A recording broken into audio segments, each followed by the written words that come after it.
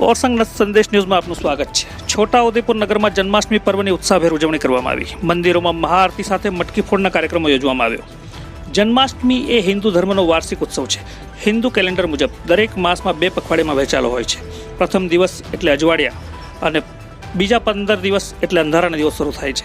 શ્રાવણ માસના અંધારાના પખવાડિયાના 8મા દિવસે ભગવાન શ્રી કૃષ્ણનો જન્મ થયો હતો, એટલે આ દિવસને ગોકુળ અષ્ટમી તરીકે ઓળખવામાં આવે છે।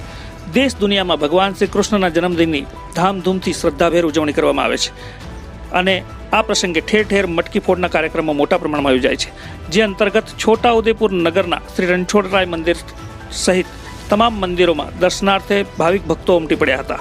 નગરના વિવિધ વિસ્તારોમાં જન્માષ્ટમી નિમિત્તે મટકી ફોડ, ગરબા જેવા વિવિધ કાર્યક્રમોનું આયોજન કરવામાં આવ્યું હતું। નગરના કૃષ્ણ ભક્તો દ્વારા શ્રી રણછોડરાય મંદિર, રામજી મંદિર, કાલિકા માતા મંદિર, ગુરુકૃપા સોસાયટી જેવા વિવિધ વિસ્તારોમાં ભજન મંડળીઓ દ્વારા ભજન કીર્તન, રાસ, ગરબા, મટકી ફોડ જેવા વિવિધ કાર્યક્રમોનું આયોજન કરવામાં આવ્યું હતું।